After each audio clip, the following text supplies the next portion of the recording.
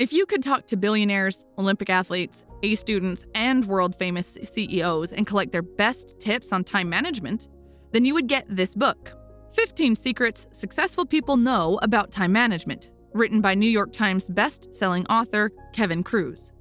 I've picked 12 of the best lessons from the book, so let's get started. Lesson number 1, the power of 1440.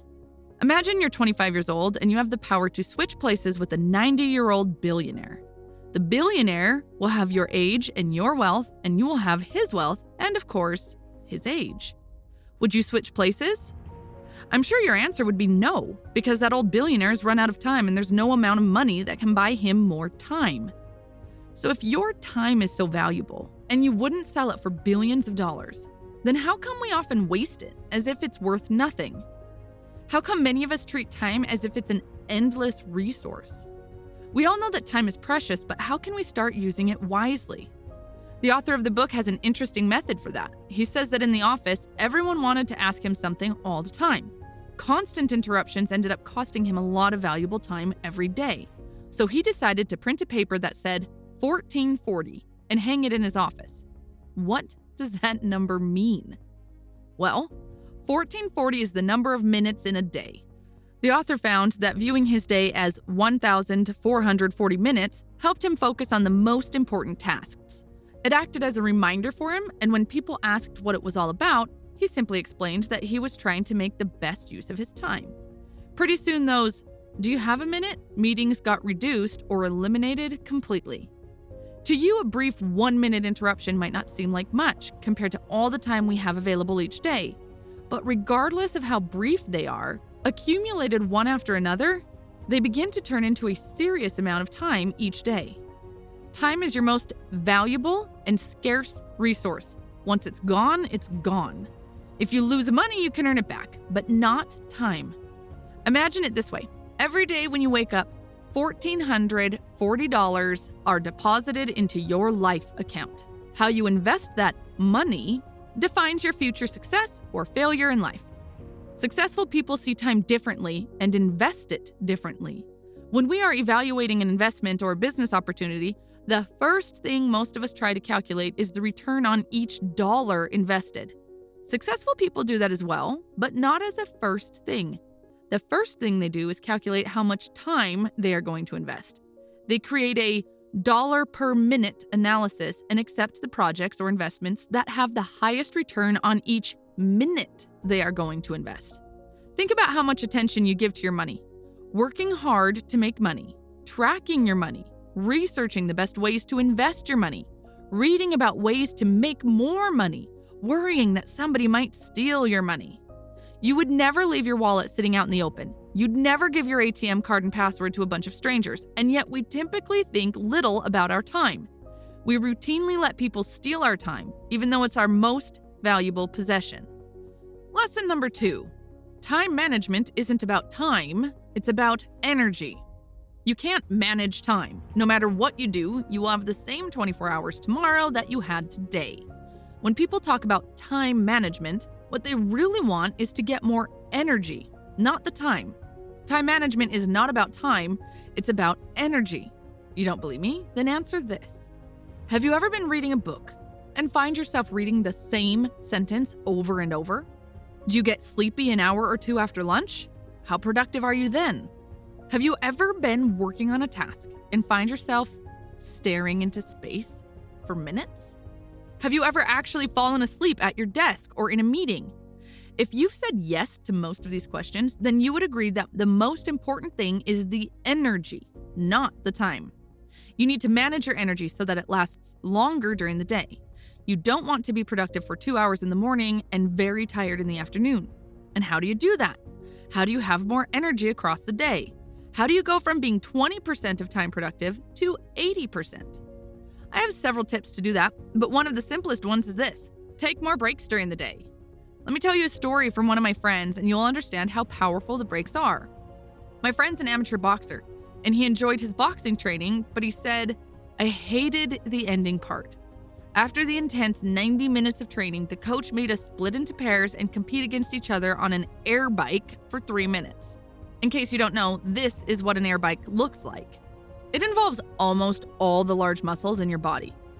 If you do it for just 3 minutes intensively, you'll feel so much pain in your legs and body that you'll not be able to walk or breathe. You'll just want to lie down. So back to my friend and his competition. The rules of competition were simple. You split into pairs and compete for 3 minutes. Whoever burns more calories within the 3 minutes wins, and the person who loses has to do 20 extra push-ups as soon as the time is over. My friend said at the beginning he lost almost all the time, and he was one of the lowest performers. On average, he could burn 40 calories when others burned around 55 calories. He said, "I hated it because it hurt so much. Plus, I was losing all the time, mainly because I was out of shape and the rest of the guys were quite in shape, relatively bigger and muscular." But despite this, after just a few training sessions, he said, "I figured out a way to increase my results from 40 calories to 66 and almost beat everyone else. And after a few more training sessions, I even increased my results to 72 calories. At that point, no one believed the results, and they came and checked the screen to make sure that I wasn't lying." So how did he do it? How did he go from 40 calories to 72 calories? Obviously, he didn't get more muscular and stronger within a few days. His secret was that he took more breaks and distributed his energy evenly across the 3 minutes. He said, "At the beginning, I would just pedal non-stop for 3 minutes like everyone else. However, I realized that during the first minute, I performed well, but the remaining 2 minutes, the results were awful." So he decided to break this one big task into smaller tasks. So in my mind, I had broken this 3-minute session into 6 smaller sessions, each consisting of 30 seconds. In each session, I was working for 25 seconds and resting for 5 seconds. And for each session, I had set a goal, which was burning 11 calories. And that was the game changer for him. The reason it worked so well is because, number 1, he took breaks, which helped him to spread his energy across a longer period of time. Spreading and maintaining the energy is important. Many of us can't do it. That is why we end up being productive for a few hours until lunch, and then it goes downhill from there. Tony Schwartz, founder of the Energy Project, says that humans naturally move from full focus and energy to physiological fatigue every 90 minutes.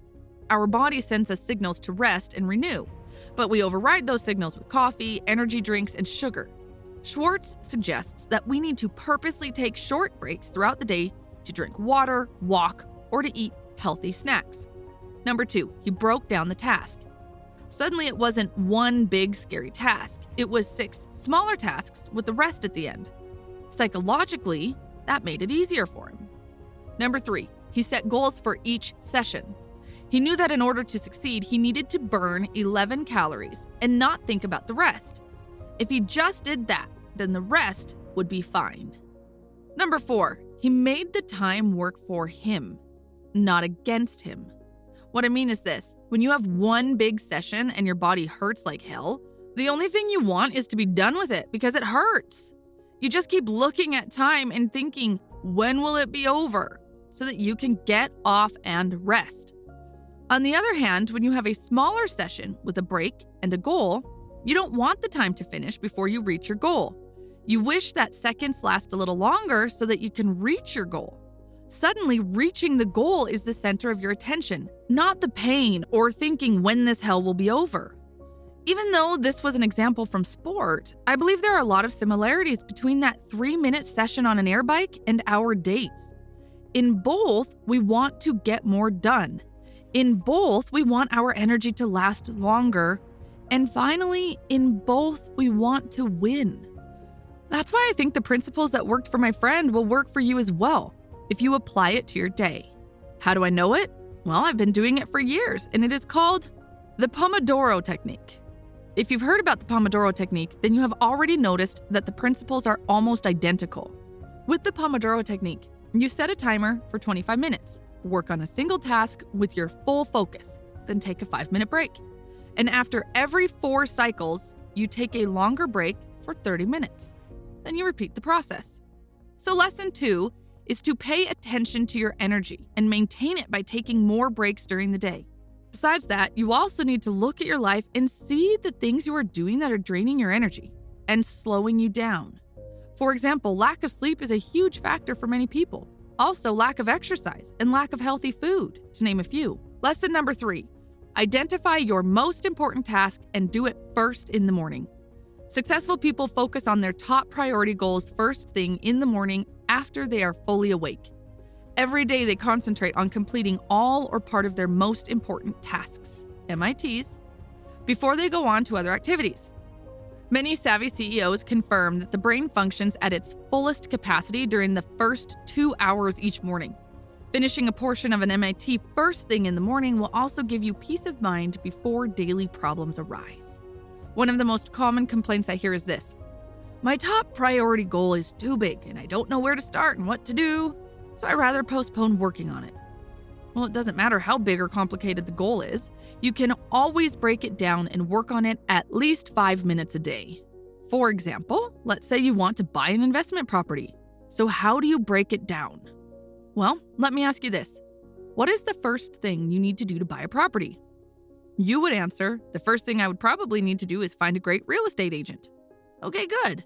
And what is the first thing you can do to find a real estate agent? Answer, there are many ways, but one of the simplest things you can do today is just make a post on your Facebook page and ask your friends if they can recommend any good agent. How long do you think it will take you to make that post? Probably 5 minutes. Here you go. You are one step closer to achieving your goal if you make that post. So if you have a goal and you don't know how to break it down, always ask yourself, what is the first thing I can do today? And do it as a first thing every day. Even if it's a tiny thing, do it as a first thing. Again, successful people always focus on their most important goals before they do anything else. There's another technique which isn't in this book, but the idea behind it is very similar to this one. The name of the technique is 1-90-90, if I'm not mistaken. You choose one area of your life that you would like to improve, work on it for the next 90 days in the first 90 minutes of your day. This has been quite a game changer for me personally. For example, my entire life I've struggled with losing weight and being in shape.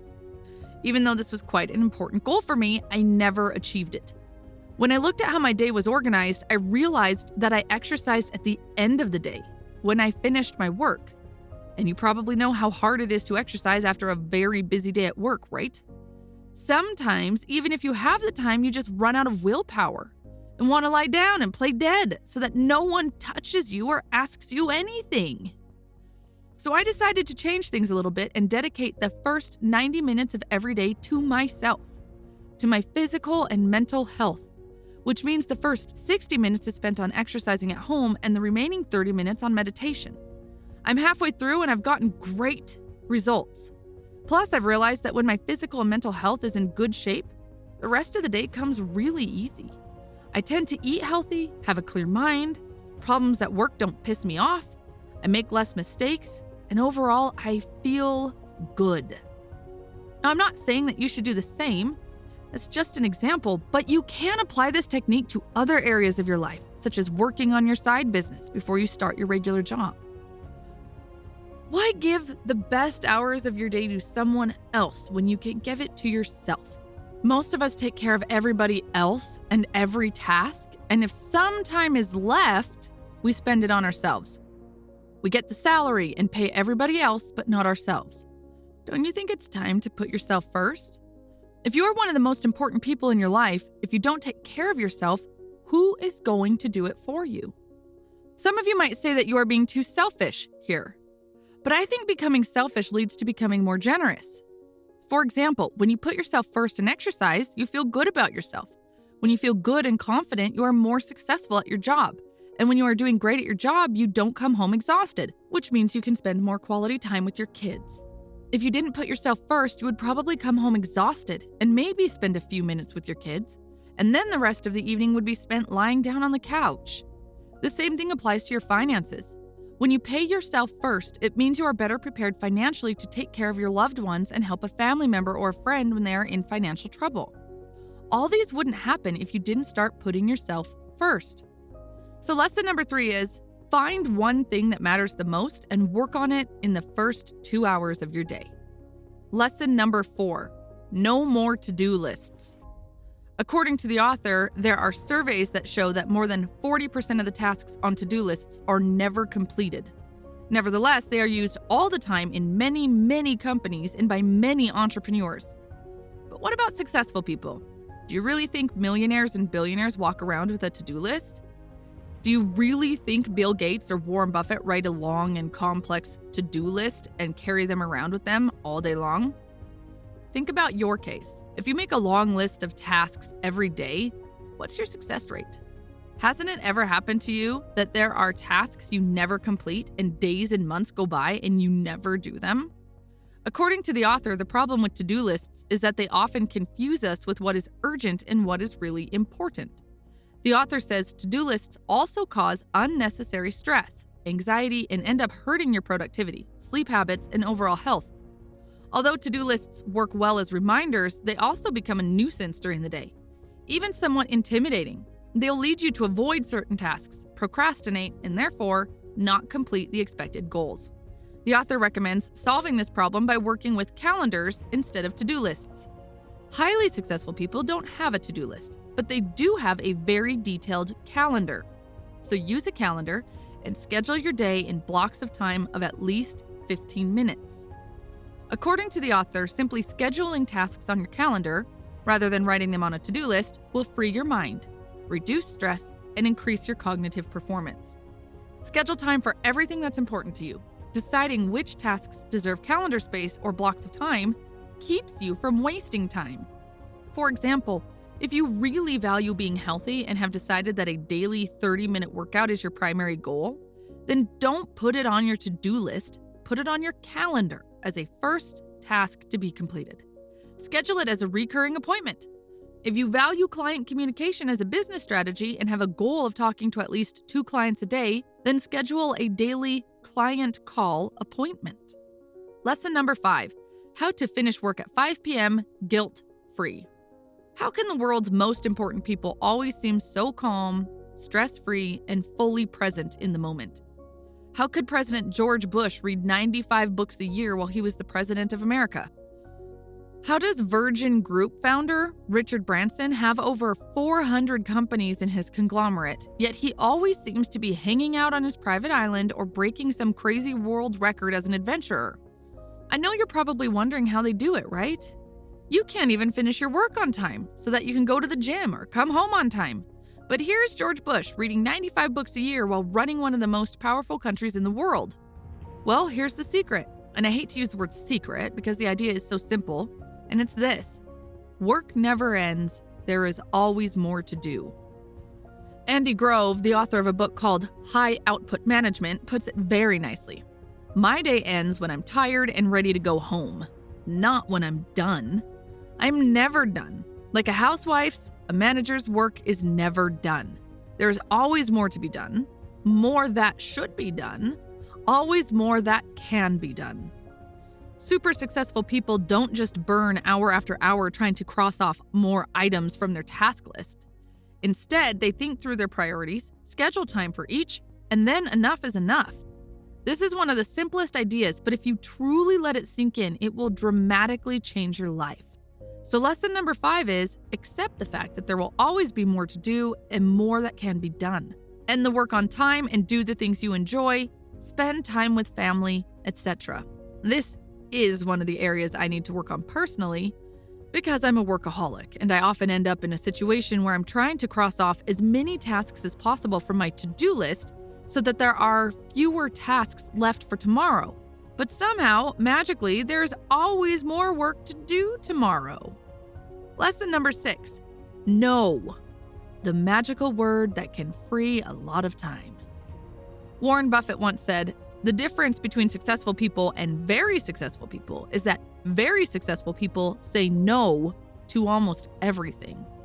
Saying yes to something is equivalent to saying no to something else. Every yes to one thing is a no to another thing. I remember once I agreed to a meeting even though it wasn't that interesting for me to have the meeting. I said yes because I checked my calendar and saw that I was free. Plus, the meeting was almost in a month, so I didn't see much problem saying yes. However, when the meeting day came, my daughter got sick. I had other personal problems that I had to solve immediately. I couldn't cancel the meeting because first of all, I had promised, and second, the person had traveled a long way to meet me. Canceling wasn't really an option. so I had to attend the meeting, even though I didn't want to be there that day. The moral of the story is this: even if your calendar looks empty now, it doesn't mean you should say yes. Because when the time comes, kids will get sick, the car will break, the dog will get sick, something will stop working in your business. You get the point? That yes will hold you back. Here is a good rule of thumb for saying yes to things.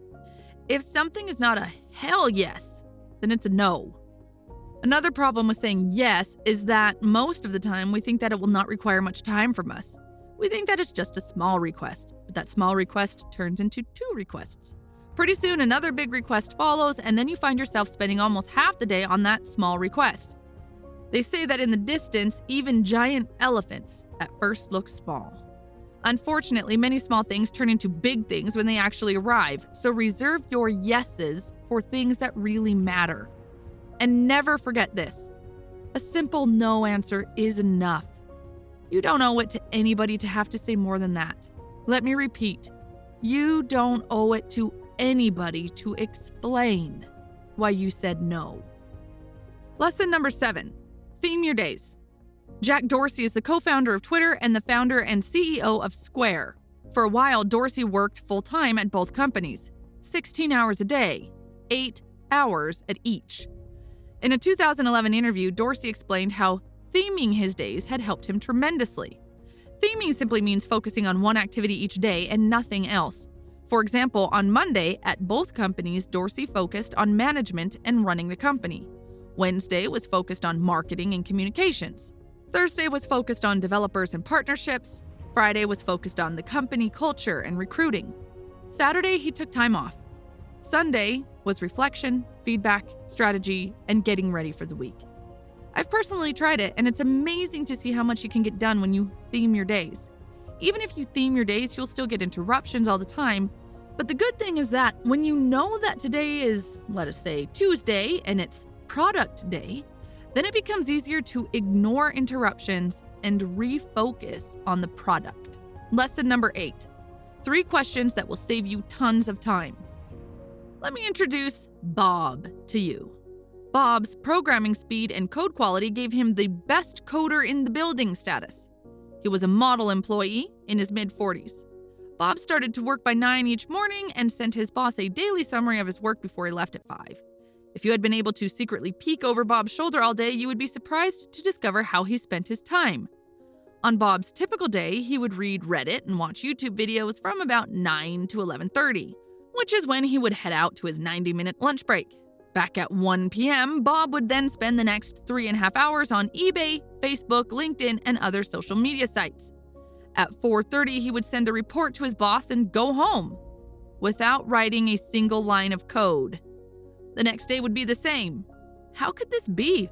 How could Bob be his company's star programmer, yet goof off all day? Turns out that Bob was very smart. Instead of asking, "How can I do this?" he asked, "How can this get done?" The answer in Bob's case was that he outsourced his task, actually his job, to a software development company in Shenyang, China. Bob's company gave him approximately $200,000 a year to do his work, and he in turn gave $50,000 a year to a programmer in China to do it for him. For the longest time, Bob's company marveled at his productivity and quality, while he surfed the internet 8 hours a day. Eventually, Bob's company noticed unusual server access from China, and thinking they were being hacked, they stumbled onto Bob's brilliant scheme. They didn't like what Bob was doing and fired him. The author said, "If I had been the CEO, I would have doubled Bob's salary and promoted him. That way, he could have outsourced all the development work and saved the company millions of dollars." While Bob ultimately got fired for breaking company rules, we can all learn a lot from his approach to getting things done. How? Well, by simply asking 3 questions. Question number 1, drop. When performing some task, simply stop for a moment and ask yourself, how valuable is this task to me or to the company? What would happen if I just dropped it completely? You'd be surprised to find out how much time you spend on activities that don't bring value. There are a lot of tasks that can be dropped. Identifying the things that you shouldn't do and not doing them is as important as identifying and doing the things that you should do. Question number 2, delegate. Ask yourself, am I the only person who could do this task? Who else within or outside the company could accomplish this? One of the key skills that any entrepreneur needs to learn is how to delegate. It's a painful process because in the early stage, many entrepreneurs think that they are the only one who can do the job right and with high quality. You should especially do your best to delegate the tasks if number 1, you don't enjoy doing them. Number 2, you're not good at them. Question number 3, automate. Ask, how can the same outcome be achieved but with a faster process? This question is all about creating a system so that work is done automatically or with minimum effort. Lesson number 9, follow the 80-20 rule. Like yourself, I'm also trying to figure out the best routines and tactics that help me be more productive during the day. For example, I've noticed that when I sleep well, then the next day goes almost perfectly. I do all the right things. I exercise, I meditate, I'm more productive, and I'm able to face the day more confidently.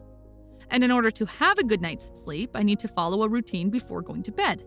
For me, a good routine means going to bed at the same time and making sure that I stop working at least 90 minutes before bed. So instead of focusing on tips and tactics to be productive, I only make sure that I follow a few rules before bed. I know that if I do this one thing right, then the next day will go great.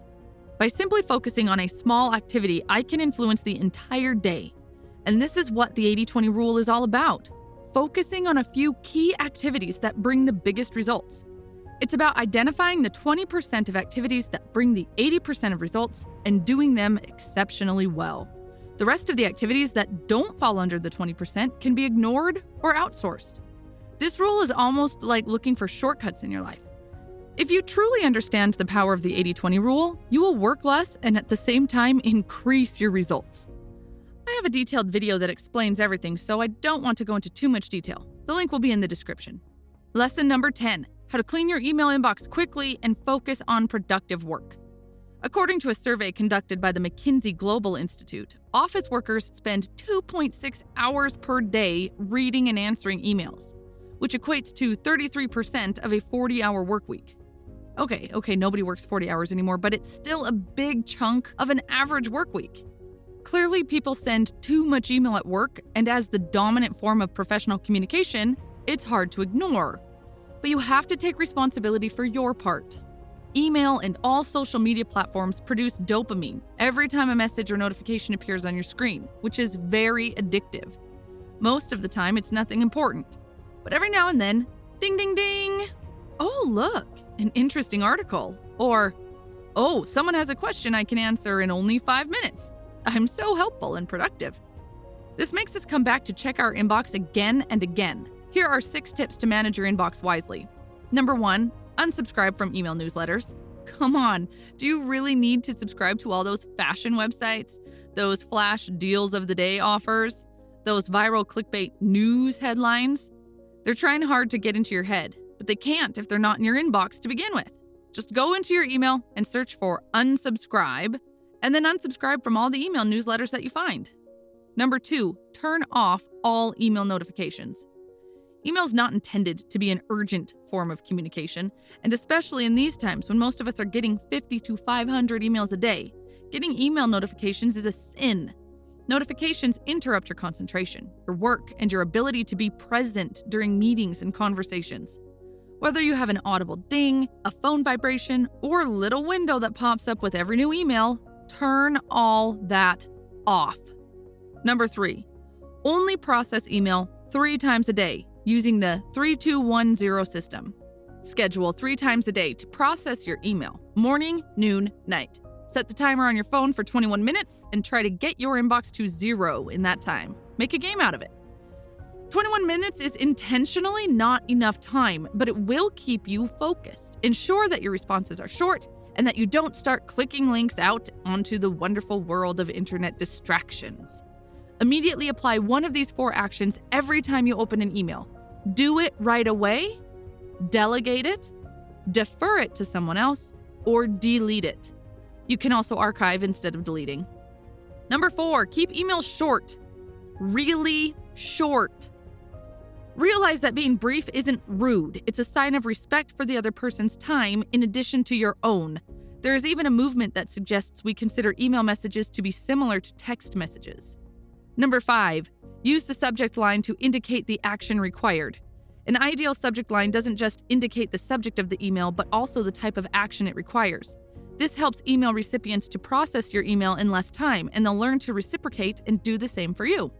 Number 6, think twice before you forward or CC someone. Too often we forward or CC someone in the spirit of keeping them in the loop, but in reality we are contributing to the information overload problem. Remember, every email you send and every CC you include means you are likely going to get a reply back into your own email box. If you send less email, you'll also receive less email. Lesson number 11, Richard Branson's secret productivity tool. Richard Branson is the founder of Virgin Group.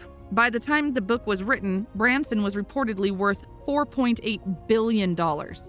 According to Branson, the most important thing for him is to always carry a small notebook in his pocket.